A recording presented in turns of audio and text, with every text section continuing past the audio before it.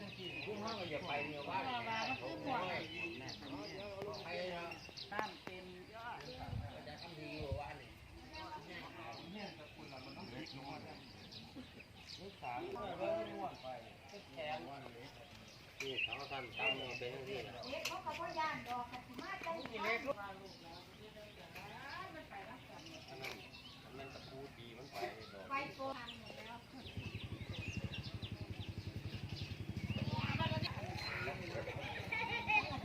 มันคือคนไปมันเอาทางเส้นเนี่ยมันอีกเจ็บตั้งอย่างนี้เป็นเรื่องเป็นเรื่องเราร้อยถามพอกง่วงมันมาหอดตัวนี้ลงมันม่วนคือเฮาม่วนอย่างนั้นกินพุ่นน่ะช่วงมันอุ้มไปมันมาแบบม่วนมาเลยเนาะครับเหลืองมาเหลืองผมก็จับโทรทัศน์ไว้หนีวันนี้เสาตัวนี้มันดึงขึ้นแล้วมันก็ม่วนไปเลยม่วนไปตีลังกาไปเลยมีฝนไหมคะฝนกับบ่แห้งฝนบ่แห้งครับลมมันเยอะลมมันหลายกว่ามันไอที่เอียงนี่คือมันดันลมดันออกไปหมดเลยครับมันดึงเนี่ยตัวนี้มันม้วนไปเลยมันเป็นแผงที่กำแพงนี่ครับมันก็เลยเป็นดึงเสาไปเลยขันแม่นไม้มันขาดไปเป็นแผงเลยเพราะว่าเล็กมันหลายโตมันก็เลยม้วนไป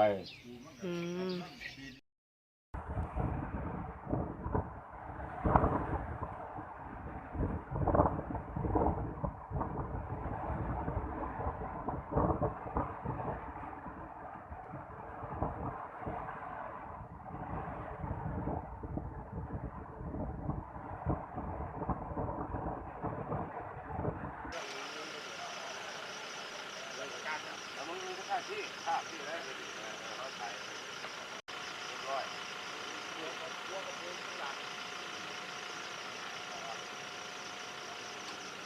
ที่เกี่ยวมีไฟไหมเนี่ยมีไฟโดนไม่กล้าเสียบดีแล้วแหละเปียกปั๊ดเลยแค่กว่า10 หลังคาเรือนก็คือว่าโดยเฉพาะบ้านประมาณ10แล้วหัวหลังคาเรือนรถดีโมเจนหัวมือก็เจอ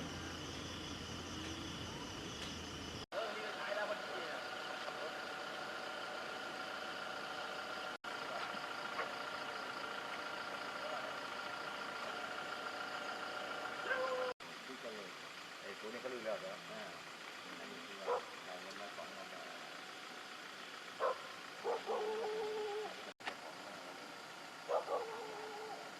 มากลางวันเลยเดี๋ยวพอคัดรูปได้อยู่นะรูป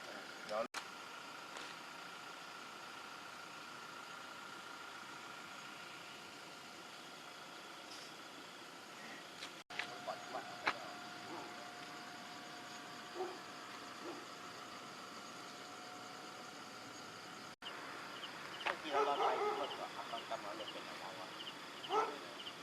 ไปดูต้นไม้ถึงวิ่งหน่อยถึงวิ่งหน่อย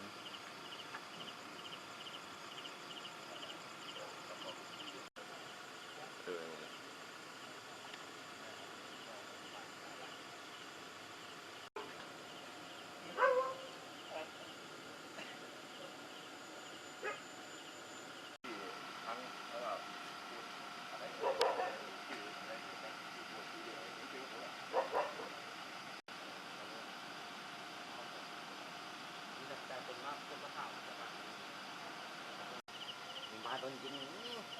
มันไม่รู้แต่ก็ไม่มีใครรู้ผมถึงไม่เคยรู้เสร็จแล้วพักในตัวบ่งมันได้ด้วยได้